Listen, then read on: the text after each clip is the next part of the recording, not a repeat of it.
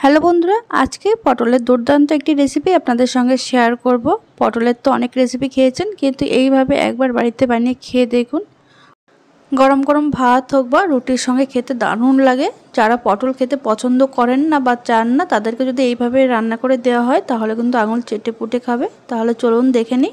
এখানে দেখুন একটা মিডিয়াম সাইজের আলু খোসাটা ছাড়িয়ে এইভাবে টুকরো করে কেটে নিয়েছি। আর নিয়েছি 250 গ্রাম পটল, এইভাবে একটু খোসা সমেত কেটে নিতে হবে। আর নিয়েছি একদম ফ্রেশ রুই মাছের তেল। এবার এদিকে দেখুন রান্নার জন্য কড়াইতে দিয়ে দিলাম আমি 1 টেবিল চামচ সরষের তেল। তেলটা ভালোভাবে গরম হয়ে যাওয়ার পর দিয়ে দিয়েছি এখানে কেটে রাখা আলু দিয়ে হালকা নাড়াচাড়া করে নেওয়ার পর এর মধ্যে দিয়ে দিলাম সামান্য একটু নুন দিয়ে এবার আলুগুলো হালকা করে একটু ভেজে নেব।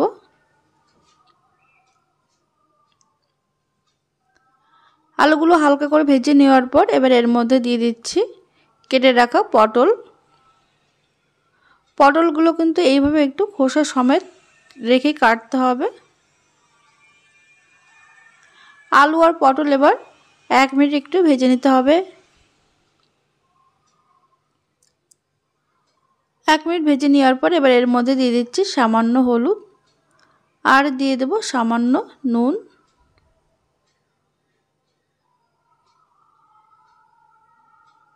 নুন আর হলুদ দিয়ে গ্যাসের ফ্লেম মিডিয়ামে রেখে কিন্তু আলু আর পটলগুলো আমি একটু হালকা লালচে করে ভেজে নেব। দেখুন 2 থেকে 3 মিনিট ভেজে নেওয়ার পর কালারটা যখন এরকম হয়ে যাবে তখন এগুলো কড়াই থেকে আমি তুলে নিচ্ছি। এবার ওই তেলের মধ্যে দিয়ে দিচ্ছি আরও 1 চামচ সরষের তেল। এই রান্নাটা চাইলে আপনারা সাদা তেলেও করতে পারেন। তেলটা ভালোভাবে গরম হয়ে যাওয়ার পর ফোড়নে দিয়ে দিলাম একটা শুকনো লঙ্কা, দিয়ে দেব 5 ফোড়ন 1/2 চামচ। এবার এর মধ্যে দিয়ে দিচ্ছি একটা বড় সাইজের পেঁয়াজ কুচি। পেঁয়াজগুলো এবার একটু মিডিয়াম আঁচে হালকা করে ভেজে নেব।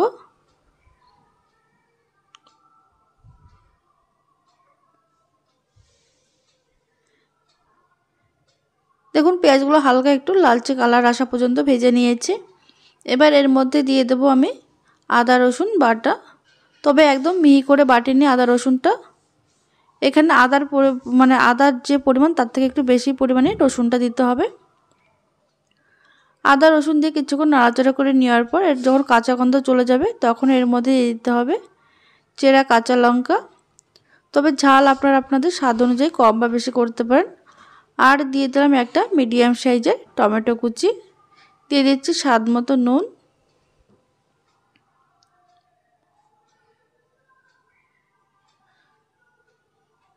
তিরিশ থেকে 40 সেকেন্ড একটু নাড়াচাড়া করে নেওয়ার পর এবার এর মধ্যে দিয়ে দেব বাকি মশলাগুলো।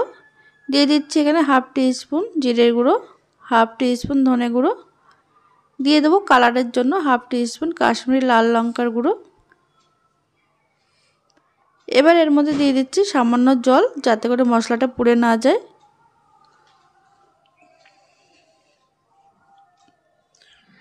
আর দিয়ে দিচ্ছি এখানে 1/2 চামচ হলুদ।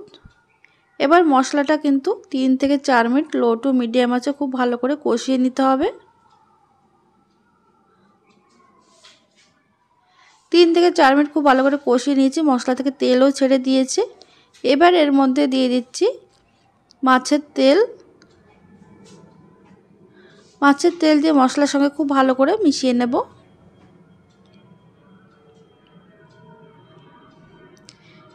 ভালো করে মিশিয়ে নেওয়ার পর তারপরে দিয়ে দিচ্ছি ভেজে রাখা আলু আর পটল। গ্যাসের আঁচ এই সময় লো টু মিডিয়ামে রেখে মশলার সঙ্গে আলু পটলটাও 2 থেকে 3 মিনিট কিন্তু খুব ভালো করে কষিয়ে নিতে হবে। এইভাবে যদি কষিয়ে কষিয়ে রান্না করা হয় তাহলে কিন্তু এর স্বাদটা অপূর্ব হয়। ভালো করে কষিয়ে নেওয়ার পর একদম লো আঁচে রেখে এটা 1 থেকে 1.5 মিনিট রেখে দিতে হবে ঢাকা দিয়ে। দেখুন 1.5 মিনিট পর আমি ঢাকনাটা খুলে নিয়েছি, তবে খেয়াল রাখবেন মশলাটা যেন পুড়ে না যায় তলার থেকে। 1.5 মিনিট পর ঢাকনাটা খুলে কিছুক্ষণ নাড়াচাড়া করে নেওয়ার পর এর মধ্যে দিয়ে দিলাম 1/2 কাপ মতো জল দিয়ে খুব ভালো করে মিশিয়ে নেব। তবে এটা কিন্তু একটু গা মাখা মতো হয়, এটা কিন্তু খুব একটা বেশি গ্রেভি হয় না। ভালো করে মিশিয়ে ঢাকা দিয়ে আরও 3 থেকে 4 মিনিট একদম লো আঁচে রান্না করে নিতে হবে। দেখুন এখানে 4 মিনিট পর আমি ঢাকনাটা খুলে নিয়েছি। আলু আর পটল কিন্তু খুব সুন্দরভাবে সিদ্ধ হয়ে গেছে আর একদম মাখো মাখো হয়েছে। এবার সবশেষে দিয়ে দেবো হাফ টিস্পুনের থেকে একটু কম গরম মশলার গুঁড়ো। গরম মশলার গুঁড়ো দিয়ে ভালো করে মিশিয়ে এটা গ্যাস অফ করে এটা ঢাকাতে রেখে দেবো 2 মিনিট। তারপরে কিন্তু এটা পরিবেশন করার জন্য একদম রেডি হয়ে যাবে ভাত হোক বা রুটির সঙ্গে। তাহলে বন্ধুরা আজকের এই আলু পটলের দুর্দান্ত রেসিপিটি আপনাদের কাছে কেমন লাগলো অবশ্যই কমেন্টের মাধ্যমে জানাতে ভুলবেন না। আর লাইক কমেন্ট শেয়ার করে দেবেন আর সাবস্ক্রাইব করে পাশে থাকবেন। ধন্যবাদ।